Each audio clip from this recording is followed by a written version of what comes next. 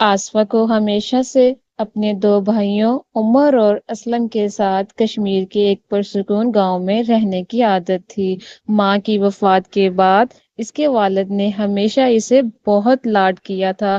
گھر میں سب سے چھوٹی ہونے کی وجہ سے وہ کبھی کھیتوں کا کام نہیں کرتی تھی، بلکہ اس کا زیادہ تر وقت کتابیں پڑھنے یا اسکول کے دوستوں کے ساتھ گزرتا تھا۔ میٹرک کے بعد جب اس کی شادی ہری پور کے ایک ذمہ دار خاندان میں طے ہوئی تو اس کے بھائیوں نے اسے سمجھایا، تمہارا نیا گھر بہت بڑا ہے، وہاں تمہیں سب کے ساتھ مل کر رہنا ہوگا۔ شادی کے بعد آصفہ اپنے شوہر فیصل کے ساتھ ہری پور پہنچی تو اسے ایک وسیع حویلی نظر آئی جس کے صحن میں آم کے درخت تھے۔ اس کی ساس شمیم نے اس کا استقبال کیا، جو ایک ضعیف خاتون تھی لیکن آنکھوں میں چمک تھی۔ اس کا شوہر مل میں کلرک تھا، جبکہ ان کے 4 چھوٹے بھائی احمد، راشد، نعمان اور کاشف سب کھیتی باڑی میں مصروف رہتے تھے۔ ایک دیورانی ثنا جو شادی شدہ تھی اکثر گھر آتی۔ پہلے ہفتے ہی شمیم نے آصفہ کو کچن سونپ دیا، بیٹا ہماری روٹھی ہوئی صحت ہے، تم جوان ہو، سنبھال لو۔ آصفہ نے کبھی چولہا نہیں چلایا تھا، پہلی بار دال پکاتے ہوئے وہ جل گئی، لیکن شمیم نے پیار سے سکھایا، آئل ڈالو پھر پیاز بھونو۔ رفتہ رفتہ اس نے نہ صرف کھانا بلکہ گھر کے تمام کام سیکھ لیے۔ دیور اکثر اس کا ہاتھ بٹاتے۔ ایک دن جب آصفہ نے اپنے دیور احمد کو کھیت سے سبزیاں لاتے دیکھا تو وہ ہنس پڑی، بھائی تمہارے کپڑے مٹی سے بھر گئے ہیں۔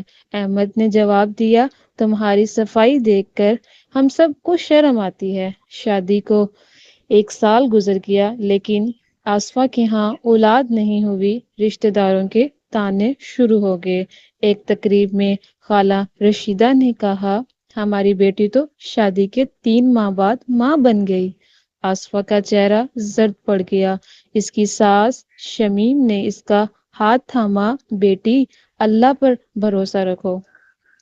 اسی شام فیصل نے اسے تسلی دی، تم میری زندگی ہو، بچے تو قسمت سے آتے ہیں۔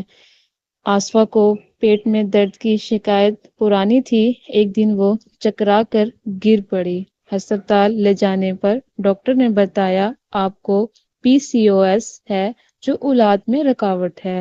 گھر والے پریشان ہو گئے لیکن اس کی ساس شمیم نے کہا، ہم علاج کروائیں گے۔ آصفہ نے دیکھا کہ دیوروں نے اپنی بچت کی رقم نکال لی تھی۔ نعمان نے کہا، بہن تمہاری صحت ہماری ذمہ داری ہے۔